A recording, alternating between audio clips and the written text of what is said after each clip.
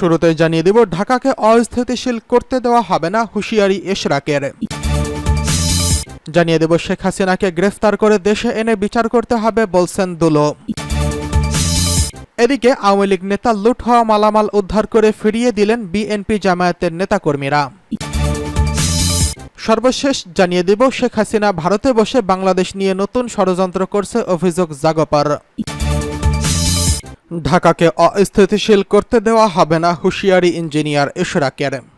বিএনপির আন্তর্জাতিক কমিটির সদস্য ইঞ্জিনিয়ার ইশরাক হোসেন বলেছেন, ছাত্র জনতার ঐতিহাসিক বিজয়কে প্রশ্নবিদ্ধ করতে একটি বিশেষ মহল পরিকল্পিতভাবে ষড়যন্ত্রে লিপ্ত।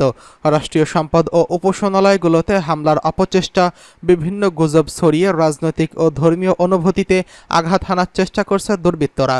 তিনি বলেন, শেখ হাসিনার পতন হলেও তার দোসররা নানা রকম চক্রান্তে লিপ্ত। বিচ্ছিন্নভাবে ধর্মীয় উপাসনালয়গুলোতে নাশকতার সৃষ্টি করে সর্বসাধারণের গ্রহণযোগ্য ও বাংলাদেশের সবচেয়ে জনপ্রিয় দল বিএনপিকে দায়ী করা ষড়যন্ত্র চলছে। জনগণকে সঙ্গে নিয়ে সব ধরনের নাশকতা প্রতিহত করতে বিএনপি প্রস্তুত রয়েছে। গোপীবাগে রামকৃষ্ণ মিশন পরিদর্শনে গিয়ে প্রধান অতিথির বক্তব্যে তিনি এই কথা বলেছেন। ইশরাক বলেন, গণতন্ত্রের জন্য দীর্ঘ সময় আন্দোলনে যে সফলতা আমরা পেয়েছি তার মর্যাদা ধরে রাখতে হবে।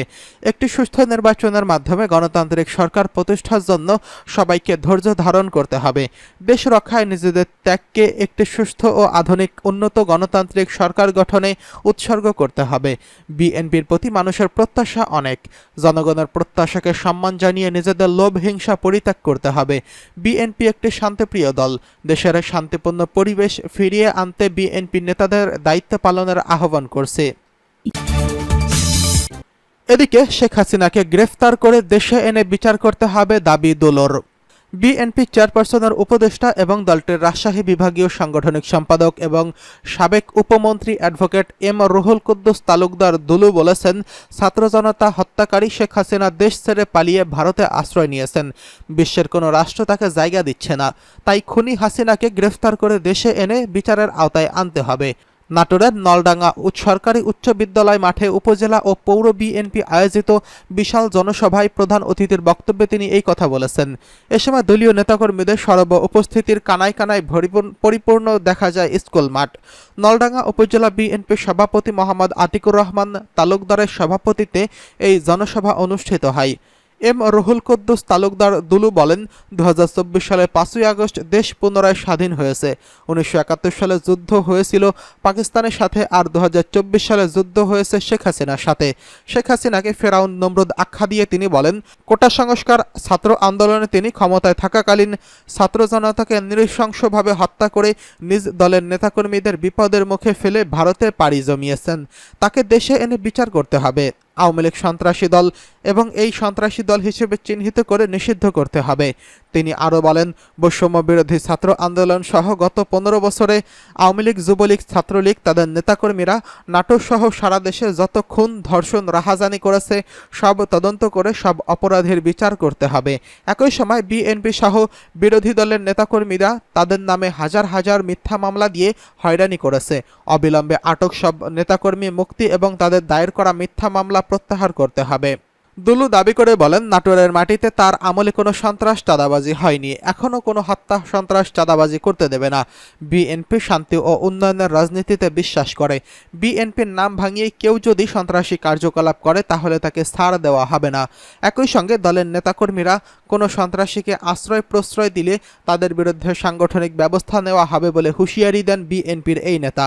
জনসভায় অন্যান্যদের মধ্যে বক্তব্য রাখেন জেলা বিএনপির সদস্য সচিব রহিম নওয়াজ, জেলা বিএনপির অন্যতম সদস্য সাবিনা ইয়াসমিন ছবি, নাটোর পৌরসভার সাবেক মেয়র কাজী শাহ আলম প্রমুখ। এদিকে আওয়ামী লীগ নেতার লুট হয়ে যাওয়া মালামাল উদ্ধার করে ফিরিয়ে দিলেন বিএনপি জামায়াতের নেতাকর্মীরা। বৈষম্য বিরোধী ছাত্র আন্দোলনের মুখে গত 5ই আগস্ট শেখ হাসিনা প্রধানমন্ত্রীর পদ ছেড়ে দেশত্যাগের পর সিরাজগঞ্জে বেশ কিছু আওয়ামী লীগ নেতার বাড়িঘরে ভাঙচুর, অগ্নিসংযোগ ও লুটপাটের ঘটনা ঘটেছে। ওই দিন সিরাজগঞ্জে পৌর আওয়ামী লীগ সহ সভাপতি অ্যাডভোকেট ওয়াজ করণী লকেটের চেম্বারে মালামাল লুটপাট করা হয়। 7 দিন পর লুট হওয়া মালামাল উদ্ধার করে ফিরিয়ে দিয়েছেন বিএনপি ও জামায়াতের নেতাকর্মীরা। আজ দুপুরের দিকে সিরাজগঞ্জ জেলা বিএনপি সাধারণ সম্পাদক সাইদুর রহমান বাচ্চু, জেলা জামায়াতের সেক্রেটারি জেনারেল জাহিদুল ইসলাম উদ্ধার করা এসি সহ বেশ কিছু মালামাল লকেটের পরিবারের কাছে ফিরিয়ে দেন। সন্ধ্যায় এই তথ্য নিশ্চিত করেছেন লকেট নিজেই।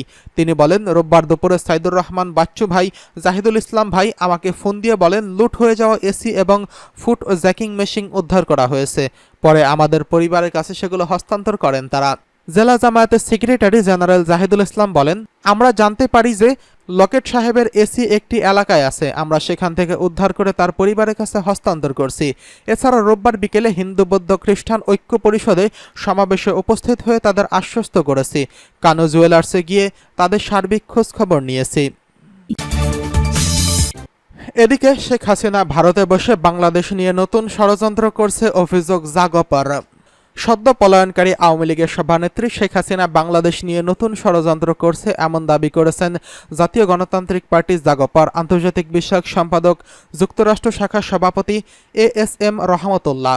তিনি বলেছেন, বাংলাদেশে খুনি ও স্বৈরাচার শেখ হাসিনাকে আশ্রয় দিয়ে ভারত বাংলাদেশের বিরুদ্ধে আত্মঘাতী সিদ্ধান্ত নিয়েছে।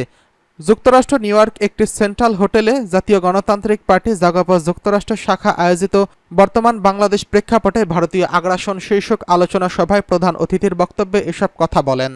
রহমতুল্লাহ বলেন, আওয়ামী লীগের সভানেত্রী শেখ হাসিনা ছাত্র জনতার গণ অভ্যুত্থানে দেশ ছেড়ে পালিয়েছেন এবং এরপর ভারতে বসে ভাড়াটিয়া সন্ত্রাসী, চোর ডাকাত ও ইসকন সদস্যদের দিয়ে বাংলাদেশে নৈরাজ্য সৃষ্টি করার ষড়যন্ত্র করছে এবং ভারতীয় ও তাদের দোসররা সেই পরিকল্পনা অনুযায়ী এগিয়ে যাচ্ছে। তিনি বলেন, ভারত বাংলাদেশের স্বাধীনতার 53 বছরেও বাংলাদেশের জনগণের জন্য কোনো উপকারে আসেনি। এই ভারত বাংলাদেশের জনগণকে ভাতে পানিতে মারছে। গত 15 বছরে 26 লাখ ভারতীয় নাগরিক বাংলাদেশের সরকারি বেসরকারি প্রতিষ্ঠানে চাকরি করছে। প্রায় 80,000 ভারতীয় নাগরিক পুলিশে কর্মরত আছে। সুতরাং শেখ হাসিনা সরকারের পতন ভারত খুব সহজে মেনে নেবে না। তাই ভারতে আবারও বাংলাদেশ নিয়ে ষড়যন্ত্রের পথ খুঁজছে। দেশবাসী হুঁশিয়ার থাকবেন। তিনি বাংলাদেশে অন্তর্বর্তীকালীন সরকারের কাছে ফেলানি সহ সীমান্তে নিহত পরিবারগুলোকে 5 কোটি টাকা করে ক্ষতিপূরণ এবং ভারতীয় পানি আগ্রাসনের কারণে বাংলাদেশে কৃষি খাতে যে পরিমাণ ক্ষতি হয়েছে ভারত সরকারের কাছ থেকে তা ক্ষতিপূরণের দাবি করার আহ্বান জানিয়ে আরও বলেন, বাংলাদেশের জন্য ভারত একটি বড় হুমকি। সুতরাং বাংলাদেশের ক্ষতিপূরণ করার দাবি আহ্বান জানিয়ে তিনি আরও বলেন, ভারতের সঙ্গে রেল ও যোগাযোগ বন্ধ করে দিতে হবে। পিলখানায় হত্যাকাণ্ড গুপ্তচর হিসেবে ভারতীয় হাইকমিশনার বাংলাদেশ থেকে প্রত্যাহার করতে হবে, অন্যথায় বাংলাদেশ কখনো নিরাপদ হবে না। তিনি নোবেলজয়ী অর্থনীতিবিদ ডক্টর মোহাম্মদ ইউনূসের নেতৃত্বাধীন বাংলাদেশে অন্তর্বর্তীকালীন সরকারকে অভিনন্দন জানিয়ে বলেন, প্রবাসীরা দেশের অর্থনৈতিক যোদ্ধা এবং আমরা দেশকে স্বয়ংসম্পন্ন করতে বাংলাদেশের অন্তর্বর্তীকালীন সরকারকে সহায়তা করব। এদিকে বিএনপির বহিষ্কৃত নেতা আব্দুর রাজ্জাক মণ্ডল আরও বলেন, এই জায়গাটা আমাদের পৈতৃক সম্পত্তি। 2009 সালের আগে এখানে বিএনপির কার্যালয় ছিল। সাবেক মন্ত্রী লতিফ বিশ্বাস এবং ওনার মেয়ের জামাই এবং ভাইয়ের জামাইরা সেটি দখল করে নেয়। বিএনপির কার্যালয় ভেঙে দিয়ে আওয়ামী লীগ কার্যালয় করে ওই কার্যালয় আগুন দিয়ে পুড়িয়ে দেওয়া হয় এবং পরে আমি পরিষ্কার করে সেই আগের অবস্থায় এনেছি। অতি উৎসাহী ছেলেপেলেরা সাইনবোর্ড লাগিয়েছে। আমি বললাম, জায়গা আমাদের, কিন্তু বিল্ডিং তো আমাদের না। তারপরও তারা সাইনবোর্ড লাগিয়েছে।